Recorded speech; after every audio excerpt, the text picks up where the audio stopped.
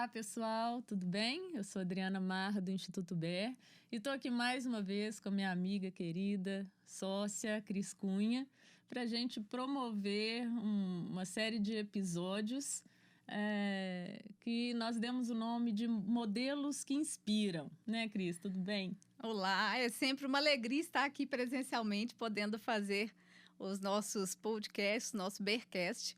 E para começar falando de modelos que inspiram, nada melhor do que a gente começar com aqueles que nos inspiraram desde a infância. E quando a gente pensa nas nossas gerações anteriores, né, nos nossos ascendentes, a gente tem uma ligação ali com algo que tem início, meio e fim, e nos traz um senso de pertencimento todo para que a gente se reconheça nessas forças, nesses valores que foram construídos aí ao longo dessas gerações da nossa história. E muitas vezes é interessante que a gente sempre fala isso, de que quando a gente começa a verdadeiramente ouvir a história dos nossos pais, dos nossos avós e daqueles que vieram antes, a gente começa a admirar essas pessoas ao invés de criticar e de julgá-las. E muitas das forças que nós temos e daquelas questões que a gente não abre mão, que a gente chama de valores, elas estão enraizadas na gente de uma forma muito mais profunda e a gente se percebe nessas características. E por isso a gente quis fazer essa provocação da gente trazer essas histórias para que a gente possa valorizá-las, compreendê-las melhor e ter esse olhar de gratidão para todo esse contexto, para essa força que vem junto com os nossos ancestrais. E com isso a gente gostaria de fazer um convite a vocês para que vocês conheçam também a história dos seus pais, a história dos seus avós, bisavós, e se conseguirem as gerações anteriores ainda. E que as nossas histórias aqui inspirem vocês nessa busca também por encontrar essa fonte de força familiar que faz parte de todos nós e que, com certeza, nos transforma em pessoas bem melhores. E únicas. E únicas.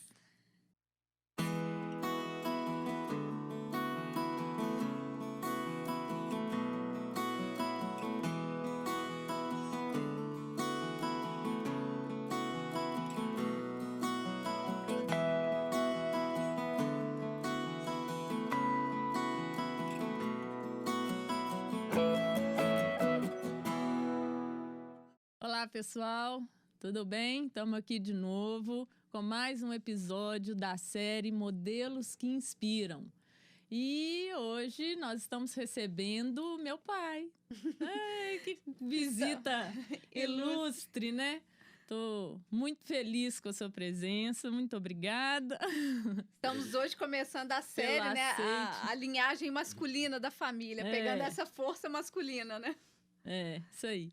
Então, pai, estou muito feliz por você ter vindo. Um dos objetivos desses vídeos, dessas entrevistas que a gente resolveu fazer, além de uma homenagem, é também chamar a atenção para a importância da gente respeitar, honrar pai e mãe. Conhecer as histórias, conhecer os modelos. As histórias, os modelos que a gente tem, os impactos que eles... que vocês trazem para a vida da gente e aproveitar para compartilhar mesmo detalhes da sua história, do que foi mais significativo para você. E é isso, e já estou começando no embalo. Minha amiga é acelerada. Eu te pergunto, né? Quem que é o Heraldo Marra? Heraldo Marra é o pai da Adriana. Assim, como minha identidade, eu sou uma pessoa que vindo de uma família numerosa. Meu pai e minha mãe tiveram 9 filhos. Tivemos uma criação nos moldes antigos, que é bem diferente dos moldes atuais. O que são os moldes antigos? O que você Moldes pensou? antigos são, assim, uma referência de pai, de mãe, Uhum. de respeito, de... Meu pai, por exemplo, ele foi uma pessoa, assim, que eu só tenho bons exemplos dele. Uma pessoa muito correta, trabalhadora, dedicou a vida toda à família, com as dificuldades de criar 9 filhos. E eu posso dizer que, modéstia à parte, a parte que me cabe aqui, foram bem criados. E é uma família unida. E hoje nós temos até a gratidão e a felicidade de poder dar atenção para eles. Meu pai está com 94 anos, minha mãe com 92, 93 anos. Nossa, né, que baita alegria de ter os pais vivos ainda. É verdade. E então, assim, sou oriundo dessa família e procurei sempre, assim, seguir mesmo esses parâmetros, essas coordenadas dadas pelos meus pais. E hoje, graças a Deus, eu me sinto uma pessoa realizada na criação dos meus filhos, e são 3 filhos.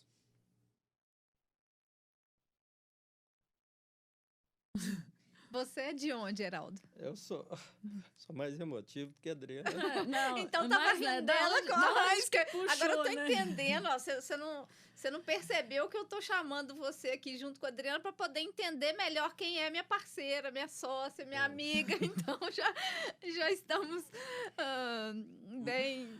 Mas são 3 filhos maravilhosos. Fica pertinho do microfone, senão dá E muita olha para cá, diferença. sua câmera é essa.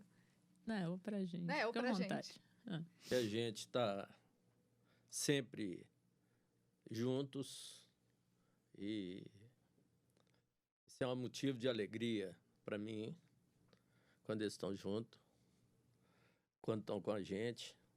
E me deram os 3 melhores presentes que eu... Vai, deixa correr. O César, que eu tive na minha Thiago e vida, que Clarinha. são meus 3 netos. É o César, o Thiago e a Clarinha. E eu falo que são presentes de Deus, porque vem na hora que a gente precisa deles. Então, assim, o Heraldo é mais ou menos isso. E dentro desse contexto, né, com os netos, com os filhos, quais são as características, os exemplos que tu passa para eles enquanto avô, enquanto pai? O que você pegou da sua geração, do exemplo dos seus pais, dos seus avós, que você tenta manter isso vivo dentro da sua família? Olha, eu acho que neto é diferente de filho, né? O neto você tem, parece até que uma afeição muito grande. E você não tem aquela obrigação de criar, de educar. Tá? Então, você pode ser um intermediário entre a educação que os pais dão, sem interferir, e procurando até ajudar os pais em alguma coisa que é mais difícil para o pai do que para o avô. Eu acho que o neto também ele tem uma afinidade diferente com o avô. E às vezes, talvez, eles falam alguma coisa com o avô que não falam com o pai.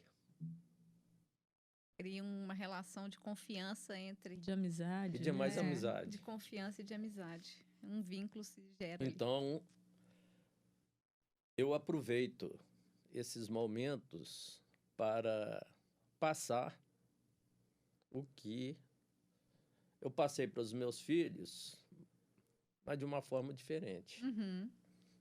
Os meus filhos, muitas vezes, até assim, eu obrigava, eu impunha, eu colocava os limites. Agora, quem tem que fazer isso são os pais. Você vai Sou só eu. aproveitar. Vai colher os frutos agora do avô. Minha avó falava, né? Que fala ainda, né? Que melhor do que os filhos são os netos. Então, confirma essa teoria. Ô pai, acabou que eu interrompi a sua linha de raciocínio para que você estava contando um pouco da sua história. E eu queria que você continuasse, assim. Então, você teve uma infância mais humilde, 8 irmãos. Como que foi a sua infância? Como que foi a sua adolescência? A sua juventude? O que hoje marcou, você né? consegue Extrair buscar disso. mais, assim, de importante? Bom, eu agradeço a todo momento da minha vida. Eu não tive momentos difíceis na minha vida, graças a Deus. A minha infância foi ótima, apesar das dificuldades materiais e até financeiras daquela época. Mas eu até acho que talvez ela tenha sido melhor do que a infância dessa geração. Uhum. Porque a gente morava numa rua, no Padre Eustáquio, lá na Rua Perdões, e que na nossa rua, era no quarteirão lá, eram umas casas populares que estão lá até hoje, e que o governo ele repassava para as famílias que tinham muitos filhos por um valor mais acessível de ser comprado. Uhum. Meu pai comprou e outras pessoas nas mesmas situações compraram. E todas elas tinham nessa base de filho. 6, 8, 10, 12. Teve uma vizinha nossa que naquela época tinha a Mãe Mineira, que tinha um programa na televisão que eles premiavam a mãe que tinha o maior número de filhos, que tinha mais dificuldade para criar. Essa tinha 17 filhos. Meu Deus. Nós fomos criados junto com essa meninada toda na rua. Frustração, então, era...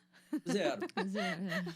E a gente ia para aula de manhã, a turma da rua, na memória, ia junto. Eu estudava num grupo escolar lá que ficava lá perto da igreja São Francisco. Eu moro perto da igreja Padre Eustáquio. Uhum. Morava. E dava uns 600, 800 metros lá de casa. 1 quilômetro, mais ou menos. A gente ia todo mundo junto, brincando e tal.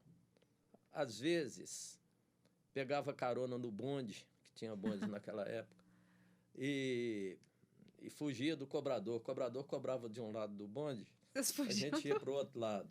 E ia fazendo isso, revezando com o cobrador. Até chegar lá. E voltava brincando, quando estava chovendo.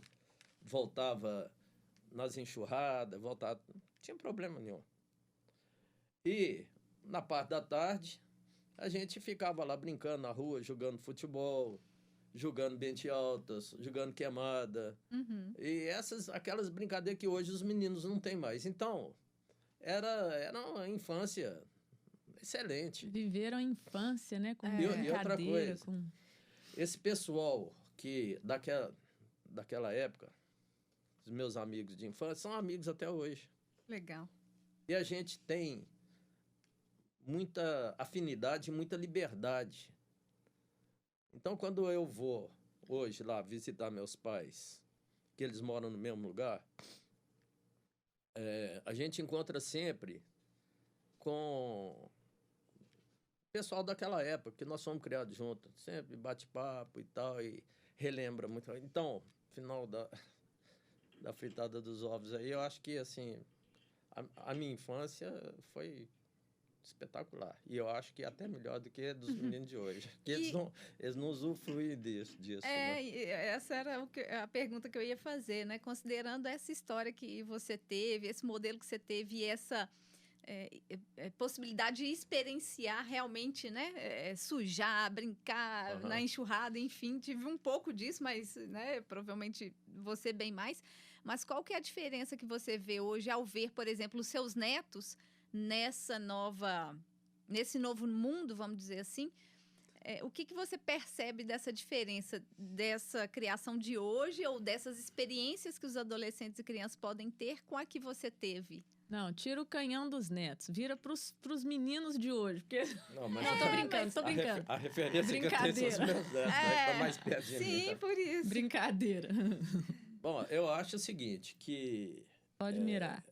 Os meninos de hoje, como eles ficam muito sob a tutela lá do pai e da mãe, diuturnamente, para levar em escola, para não sei o quê, não sei o quê, não sei o quê. Isso aí poda muito o senso de iniciativa deles. Autonomia, você diria também? Autonomia, sim. E isso, quando, assim, for despertar neles, talvez vai ser quando eles estiverem adultos e, mesmo assim, ainda... A gente vê hoje, assim, muito adulto mesmo, assim,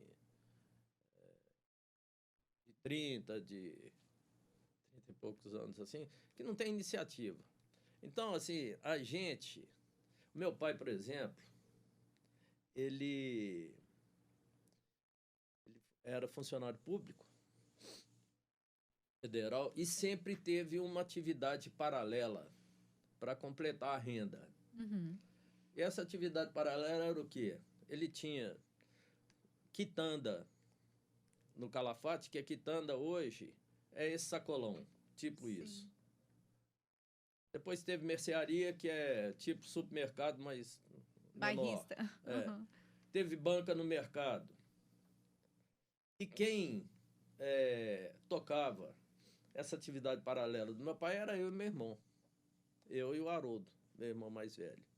Então, assim, quando menino mesmo, eu tinha,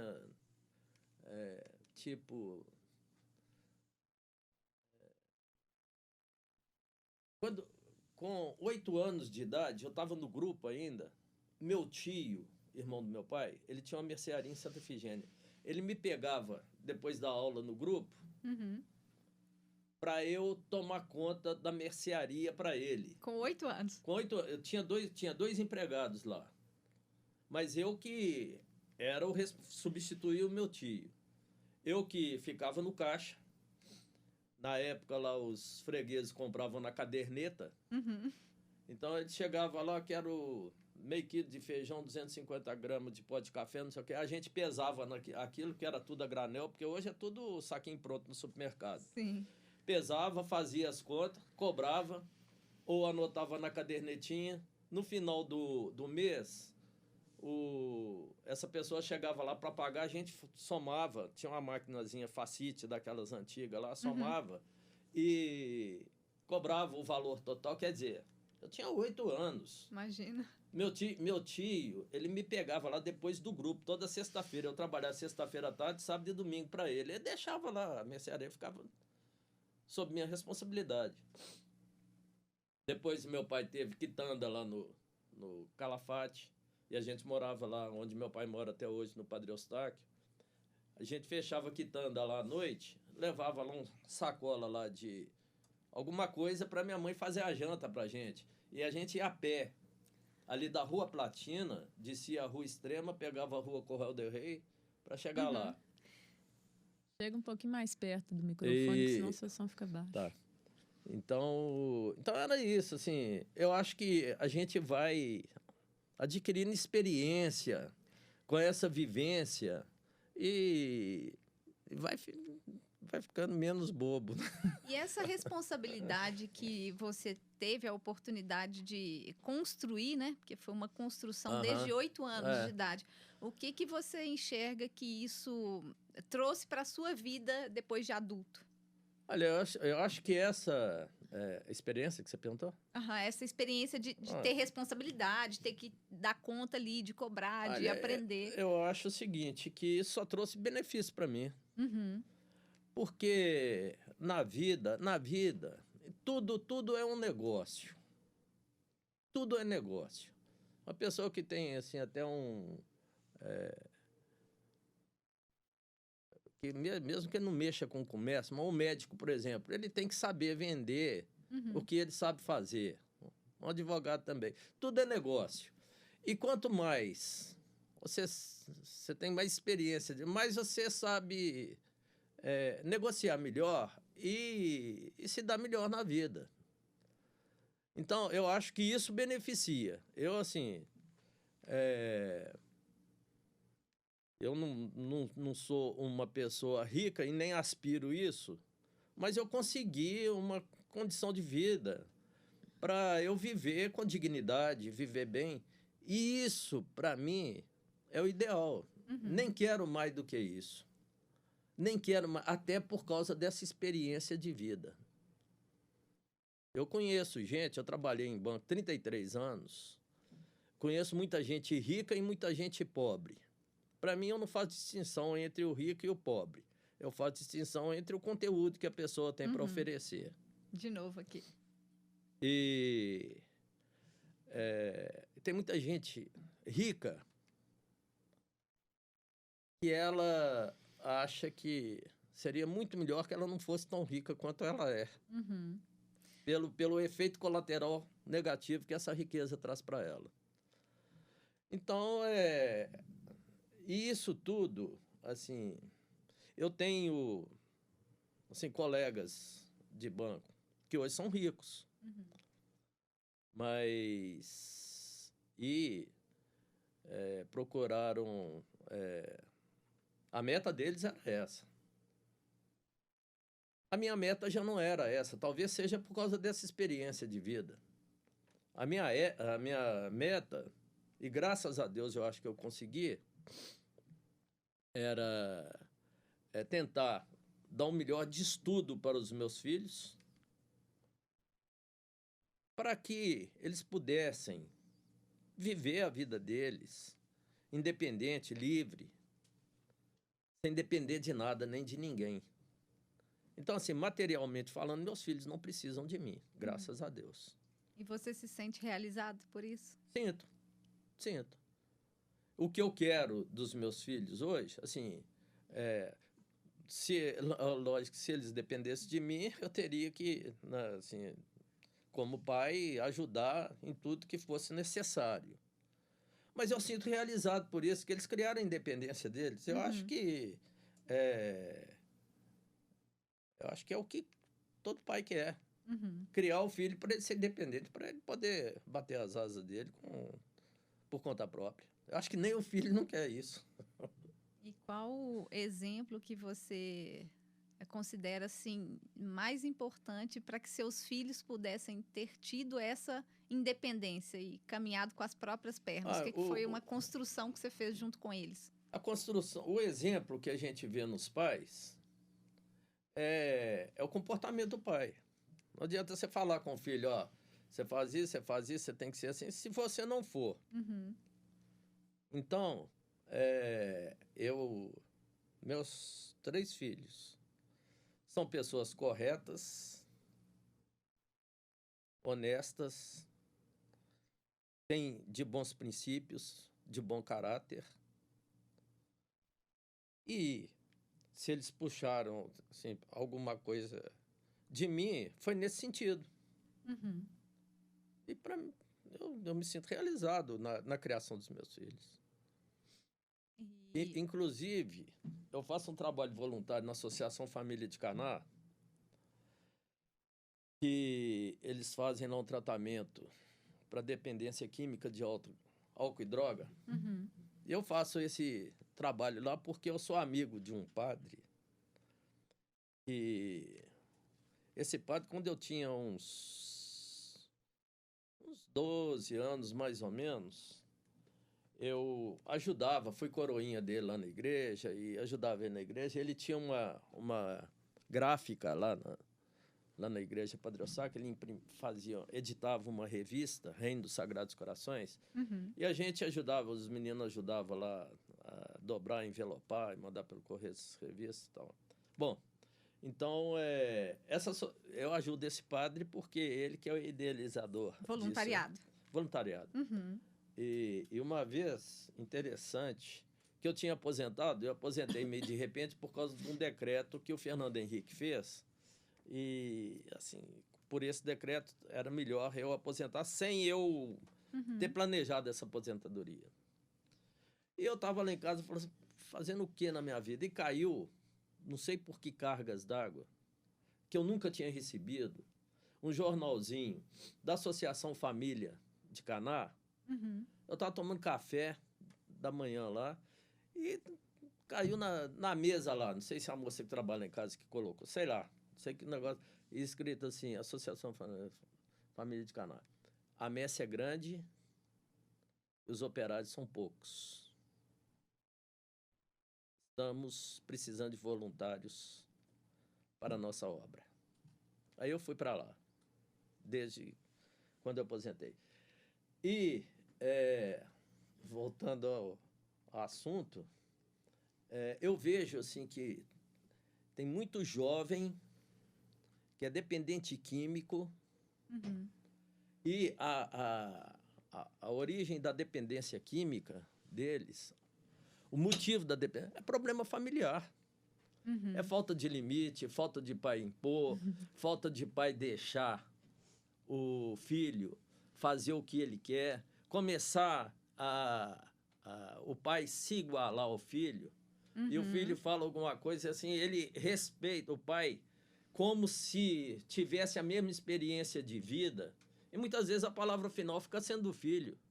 Uhum. E ele não tem a experiência do pai, nunca vai ter experiência do pai para prevalecer. É lógico que, às vezes, o filho fala alguma coisa, o pai fala, não, você tem razão, é isso mesmo. Sim. Mas, em caso de dúvida, tem que prevalecer o que o pai falar, Sim. o pai e a mãe.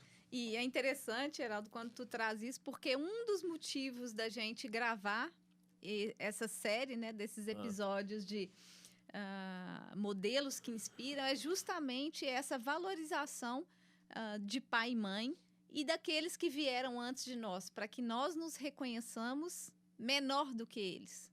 Porque a experiência, assim como você disse, nunca vai ser igual a minha para minha mãe, para o meu pai, para os meus avós. E essa geração de hoje, eu percebo que, como eles têm muito acesso à informação, eles têm um poder de persuasão muito grande. Sim. E o pai duvida. Quando o pai duvida, ele perde força, né? E aí entra a questão do limite que você traz maravilhosamente bem. E que a sua avó também ressaltou muito, né, Cris? Mas o negócio é o seguinte, não adianta, na minha ótica, essa modernização toda. Uhum. Porque os valores, eles são princípios básicos e que não deve ser mudado nunca. Eu li um livro uma vez que chama Jesus Cristo, o maior psicólogo. Que é do Augusto Cury também. Minha avó citou esse livro. Pois é. É isso Ela mesmo. falou o homem mais inteligente, do que também é, né? Mas para mim é isso mesmo. Não adianta fugir dessas coordenadas, não. Uhum. É seguir mesmo esses princípios cristãos aí. E Papai, é porque você tá mexendo, mas não sai da câmera. Fica aí, fica assim, engessa. Trava a cadeira. ela falou que eu podia dançar, Não, rodar não pode aqui. dançar, eu falei. Rodar. Não. Mas então é o seguinte, eu acho que não pode vir a modernidade que for. E outra coisa, eu vejo muita modernidade aí, e que fala que é liberdade de tudo, como uma coisa perniciosa demais da conta para tudo, para a família. Uhum. Então, por exemplo, não vou entrar nessa área de política, não, mas esse negócio de ideologia de gênero, eu acho o cúmulo do absurdo. Uhum. É moderno. Então, e vem muita coisa nessa vertente aí. E aí eu penso que dentro da sua fala, quando você diz lá atrás que não faz distinção das pessoas, é isso, né? Que a gente não importa qual que é o gênero. E aí, quando a gente hiperfoca nisso aí, você está dando um outro significado que não faz sentido, né? Não, a gente tem que focar que todos somos iguais e que a gente vai tratar o pobre ou o rico independente do sexo. Independente, também o sexo, independendo do que a pessoa, da preferência sexual dela. Eu gosto dessa ideia também.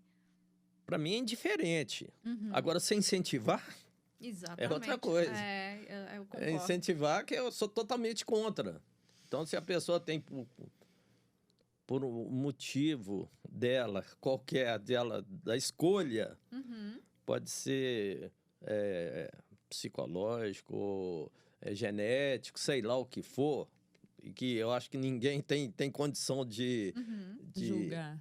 Não, de julgar não, e de atestar isso, Uhum. de comprovar, por causa disso. Isso, para mim, é secundário. Agora, eu respeito a sexualidade da pessoa, mas eu acho que incentivar, acho que é um crime. Por exemplo, isso aí, né? Ideologia de gênero. Então, é muita modernidade que a gente... é moderno, mas não está certo. É que os valores estão sendo deixados de lado, né? Quando você fala isso, me remete a isso. Então, não é a identidade do gênero, a ideologia do gênero, enfim. É o valor que você está ali dentro da sua unidade familiar, porque começa tudo daí, né? De dentro da nossa casa, alimentando ou não. Então, eu vou alimentar o quê? Eu vou alimentar aquilo que é valor para minha família, né? Que é tratar os outros da mesma forma, que é ter esse olhar de solidariedade, enfim. Ô pai, eu quero voltar um pouquinho na parte lá, voltar um tanto, na parte que você falou sobre você ajudava, eu sei que o Timerc na quitanda dele lá, depois você e o Tia Haroldo assumiram outros negocinhos lá do vovô, né? Com quantos anos você tinha? Como que foi essa questão de você... relacionar, viver a adolescência com estudo, com trabalho, como que você conseguiu levar isso e o que significou para você? Acho que você já falou um pouco disso, mas... Bom, eu sempre trabalhei e estudei.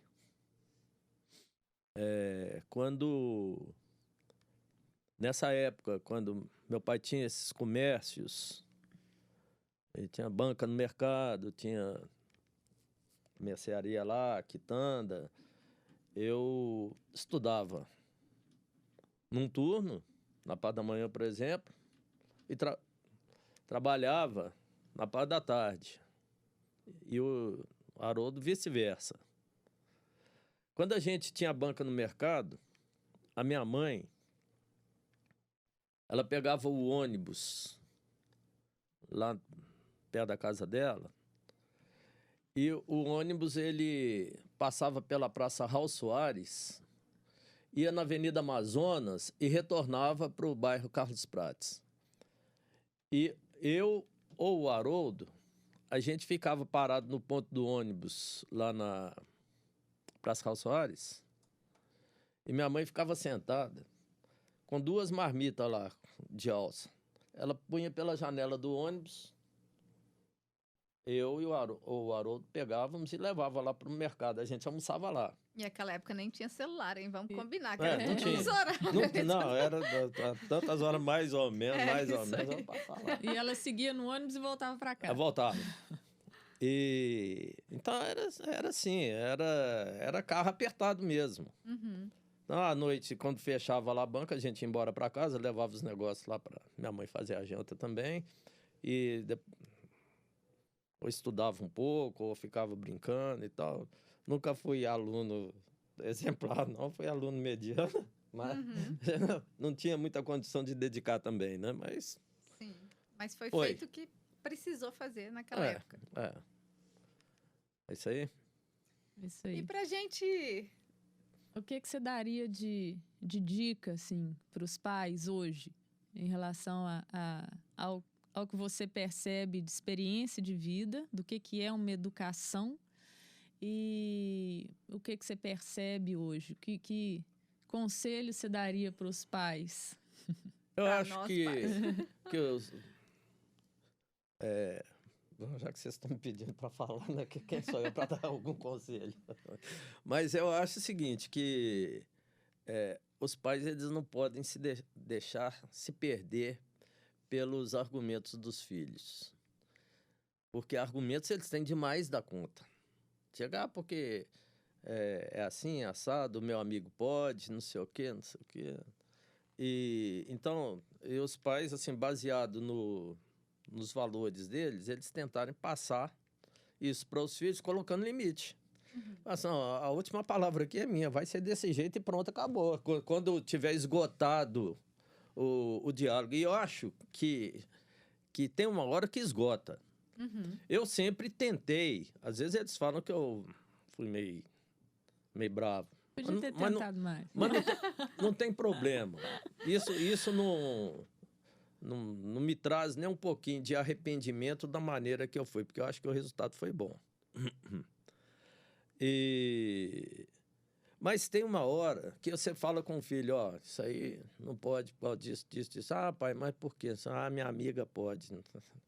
O pai da minha amiga dele fala assim, mas você não é filho dela, você é minha filha. E não pode, não sei o quê. Ah, mas por que não sei o quê? Fala, não pode, pronto, acabou, porque quem manda aqui sou eu, pronto, acabou. Então, eu acho que não pode ficar com raiva. Fica com raiva naquele momento, não tem problema. Mas depois vai agradecer, que depois, a hora que vê o resultado, assim, da criação, e como vocês estão falando, assim, os valores de família, depois, no final das contas lá, vai falar assim, porque pela falta de experiência do filho, ele não tem capacidade de analisar o resultado, a consequência daquilo que ele estava querendo. E quem tem a capacidade de avaliar isso naquele momento é o pai e a mãe. Então, Até porque a criança não tem discernimento e a experiência que os pais têm, né? Então, e eu acho que pai e mãe tá aí para isso mesmo, para botar a experiência dele a favor do filho. Porque senão não é o filho que vai botar a experiência dele para conduzir a vida de uma família. Quem vai fazer isso são os pais. Isso aí é obrigação dos pais, é a função dos pais. Né? Ô pai, o que os seus pais representam para você, Heraldo? Tudo que você é. Eu acho que tudo que eu sou, o pouco tudo que eu sou, O muito tudo que você é. eu devo aos meus pais. Em primeiro lugar, assim, por eu existir. Em segundo lugar, pelos ensinamentos dele. A minha mãe sempre foi uma pessoa assim muito sensata. Ela nunca foi de exagerar e nem de omitir nada. Ela sempre foi muito autêntica e ela assim não queria nem agradar e nem desagradar filho nenhum. Ela falava o que tinha que ser falado. E meu pai e minha mãe, para mim, são exemplo de vida de casal, porque eu nunca vi na minha vida os dois discutirem. Então, se tem um casal que é um exemplo de companheirismo e cumplicidade, são eles dois. E então, assim, a minha maneira de ser hoje é muito fruto dessa criação que eu tive deles. E que eu só tenho que agradecer a eles. Do vovô, você falou um pouquinho das características da vovó. Quais são as principais características do vovô? O meu pai, ele foi, assim, muito correto, trabalhador, honesto, e ensinou esse princípio de honestidade pra gente. Falou assim, olha, o que for seu é seu, o que for dos outros, você não pega uma agulha de ninguém. Sempre colocava isso. Agora, ele foi muito, assim, general. E naquela época, muito mais do que na época que eu criei meus filhos, que às vezes reclamam, não sei o quê, faz meio duro, tal. Mas meu pai era muito mais. Mas eu entendo, porque ele não tinha nem tempo para conversar com a gente. Trabalhava direto, eu entendo. Teve muitos momentos na vida, quando eu era adolescente, não sei o que meu pai falava bravo comigo, xingava e tal, eu ficava com raiva dele. Mas isso é natural também. Mas depois eu entendi. E outra coisa, eu apanhei muito quando eu era menino. Levava umas correadas lá, uma chinelada e tal, mas eu acho que eu precisava de... Eu não tenho sentimento, nem um pingo de sentimento ruim por causa das correadas que eu tomei lá. Não tem problema, não. A maneira de criar naquela época era essa. A maneira de criar da época suas hoje é diferente. É essa. Então... Sim. E, em uma palavra, sim ou não, você conhece a história do seu pai? Bom, se não tiver um meio termo aí, sim ou não, acho que é sim, né, que eu conheço. E a história do seu pai te ajudou a perceber e compreender melhor as atitudes que ele tinha, apesar de, né, toda essa bagagem que tu traz da integridade, da honestidade, de ser também esse perfil mais duro, mais militar, vamos dizer assim. E quando você conheceu a história dele, te ajudou a compreender as posturas que ele tinha? Com certeza, com certeza. Eu tive essa compreensão mais tarde. E principalmente depois que eu tive filho. Porque criar filho não é fácil, não. Sim. É difícil. E os instrumentos que ele tinha naquela época foi o que ele pôde usar. Eu tive mais instrumento um pouco, vocês têm mais. Mas é o que ele tinha. Muito bom. Bom, o que... Quer passar para o... Vamos para o quiz? Vamos. Ó, a gente vai fazer agora uma brincadeira aqui. Em uma palavra ou em uma frase, tu responde para a gente algumas perguntas diretas. Um bate-bola mesmo para a gente conhecer um pouco melhor. Então, complica não. Não, bem facinho. Primeiro, você está hoje com quantos anos? 70 e quase que 1. Em dezembro eu faço 71. Tá. Qual é o seu principal hobby? Olha, eu gosto muito de esporte. Então, meu hobby é praticar esporte. Eu faço natação, jogo badminton, jogo sinuca, ando de bicicleta. Toca saxofone. Gosto de viajar. Toca saxofone. Tocar, eu não posso falar que toco, mas eu sopro um saxofone. Então tá bom, mas é um hobby. Tu tem um livro que você indicaria, que tu goste mais? Ó, um livro que outro dia até recomendei para minha nora foi o livro Paulo Estevão, Uhum. de Chico Xavier. Amo. Já li Eu 2 já li vezes. 4 vezes. Muito bom. Um livrinho de 700 e poucas páginas. Maravilhoso. E um lugar que te inspira? Lugar. Bom, que eu até voltaria. Eu tive, há uns 2 anos atrás, em Israel. E eu fiz aquela peregrinação nos lugares que Jesus Cristo passou. Achei a melhor viagem que eu fiz. Recomendaria. Tenho até vontade de voltar lá. É bom ficar a O dica. que é a fé para você? A fé, ela é importantíssima.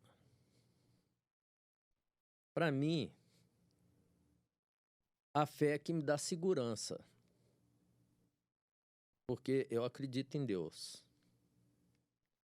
Uma vez, um exemplo de fé. O João Carlos, meu filho, ele, com 20 e poucos anos, 22 anos mais ou menos, ele formou na PUC. E foi fazer mestrado lá em Florianópolis. E um menino que tinha sido sempre criado dentro de casa lá, com a mamãe passando água na peneira para ele, e sempre morou com a família, e foi morar sozinho, num kitnetzinho. O kitnet era mais ou menos o tamanho dessa sala aqui, que lá tinha banheiro, tinha quarto, tinha um ovinho, mas era perto da faculdade dele lá. E foi morar lá sozinho. Lá ele ia ter que cozinhar, ia ter que não sei o quê, não sei o quê. Se virar. Se virar. E um dia eu liguei para ele e falei assim, e aí, João Carlos, como é que tá aí, sozinho e tal? Aí ele falou, ô pai, eu não tô sozinho, não. Eu tô com Deus. Então, fé para mim é isso. Você ter confiança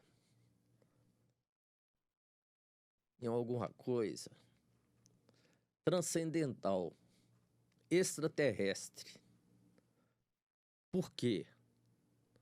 Nas coisas da Terra não dá para você confiar muito. Então, para mim, a importância da fé é acreditar que exista alguma coisa além dessa vida nossa aqui. E eu tenho uma convicção muito grande que a convicção, ela reforça a fé. Que existe uma outra vida. Por vários motivos, que não cabe ficar falando aqui, mas eu tenho essa convicção.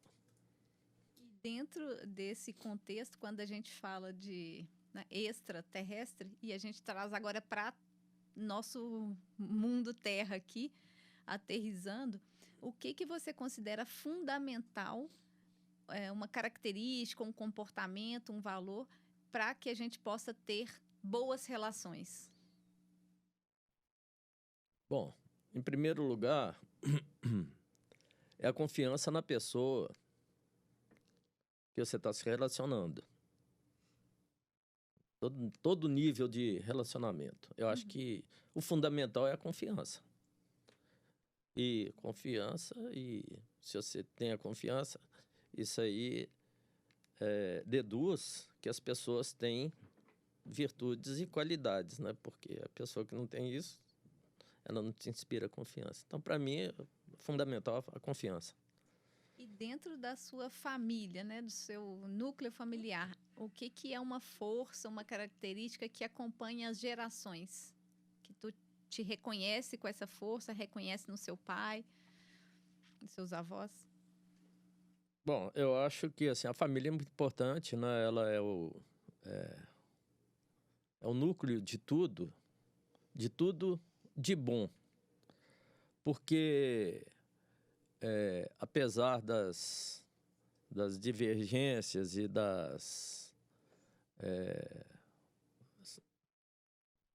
pensamento diferente de um de outro, mas, no fundo, tem uma base estrutural a família. São esses valores que unem a família. Eu vou na casa da minha filha por quê? Porque eu sinto bem lá, tem confiança, e vou na casa do meu filho, mesmo motivo, e eles vão na minha casa pelo mesmo motivo, porque tem uma base de confiança, de consideração, de carinho, de amor, dessas coisas que a gente tem que valorizar mesmo na vida. E outra coisa, que são essas coisas, que são essas pequenas, grandes coisas que fazem a vida, que trazem felicidade na vida. Então, por exemplo, quando os meus filhos vão na minha casa, eu adoro isso. Agora, não adianta a gente querer dar um passo maior, que fala assim, o que traz a felicidade para mim, aí eu pegar um transatlântico e fazer uma viagem lá no qualquer lugar. Do outro lado do mundo. Do outro lado do mundo. Mas se você colocar sua expectativa de felicidade nisso aí, você fica frustrado. Você vai e volta e cai no vazio outra vez. Então, são essas pequenas coisas que fazem a gente sentir bem, e eu acho que traz a felicidade. Para mim, pelo menos, traz. Tem alguma característica na família Marra que você enxerga, assim, que ela vem passando de geração a geração? Família Marra é uma família, assim, de... Marrenta. Marrenta. É marrenta mesmo. São pessoas, assim, ótimas de coração, corretas, honestas, mas são muito francas e falam... E tem uma, assim, uma origem, não sei se é por causa disso, assim, de que a mãe do meu pai é filha de italiana. Ela veio para cá na Segunda Guerra com os pais dela.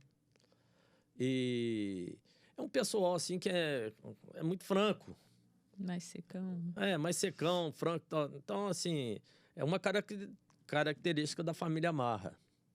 Mas você tem que entender a família para você se dar bem. Então, assim, essa é a hora que eles falam alguma coisa lá, você fala do outro lado também, e pronto. E tá tudo resolvido tá tudo depois. Resolvido. E aqui, diante dos principais desafios que você já passou na sua vida, o que você acha que te fez resolver, ultrapassar e sair melhor depois?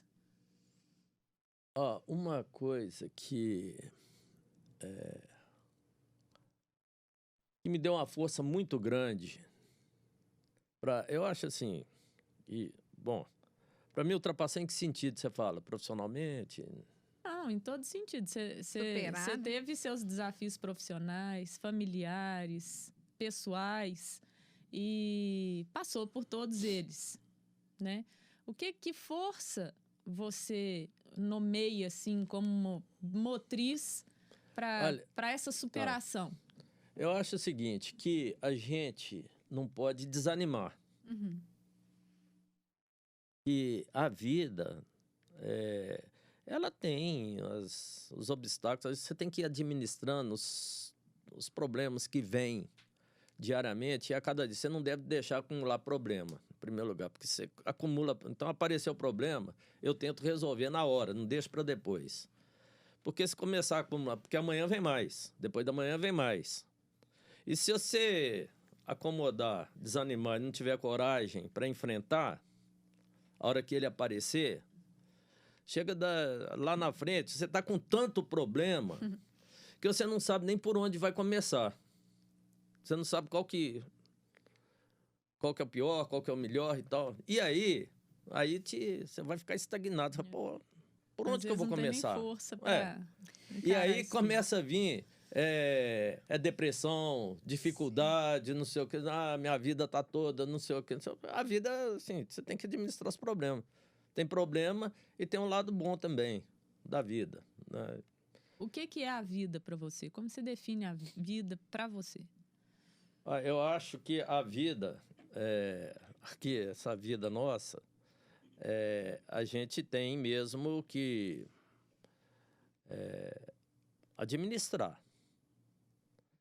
Se a pessoa, eu não sei se é cabeça ou se tiver uma capacidade de administrar bem a vida é boa. Eu, graças a Deus, eu acho minha vida excelente.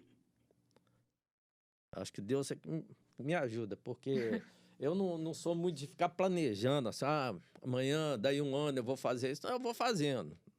E hoje,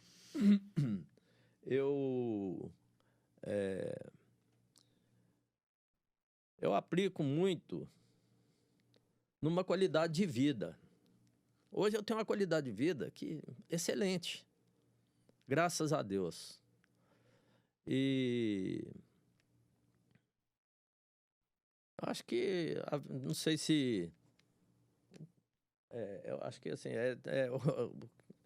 o ponto aí é você ir administrando os problemas que vai aparecer, porque não tem ninguém que está livre de problema. Uhum. Quais são seus 2 principais valores? E você não abre mão. Bom, eu acho o seguinte, que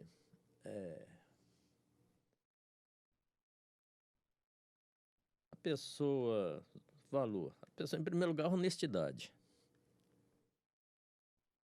E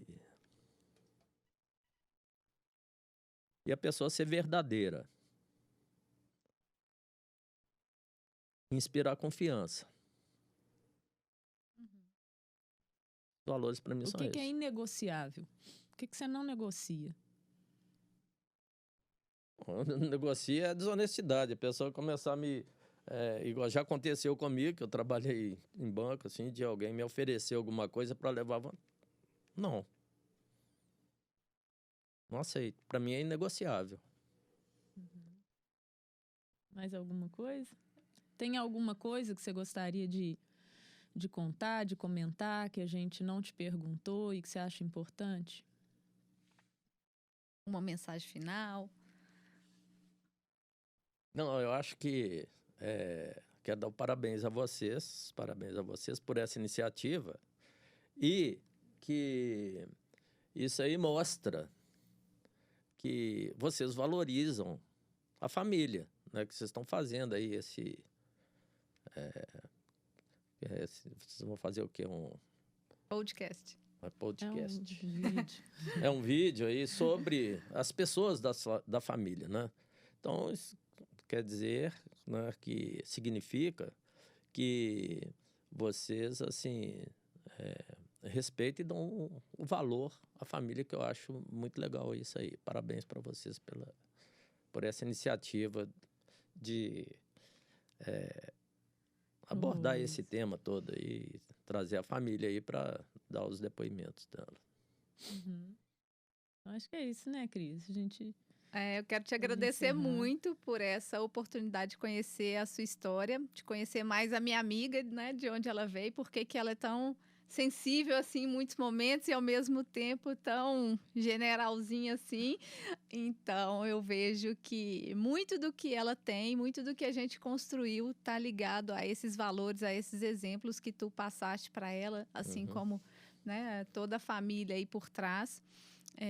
Admiro muito a sua história e essa, né, essa sensibilidade que tu tem em todos os momentos e ao trazer exemplos dos filhos, dos netos, como que tu, de uma maneira muito genuína, te emociona.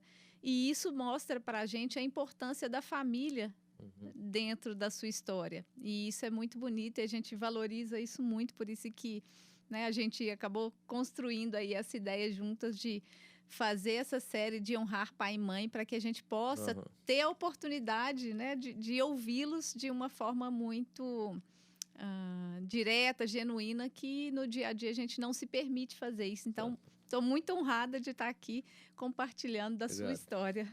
Obrigado. E eu quero... Isso é genética, é aprendizado.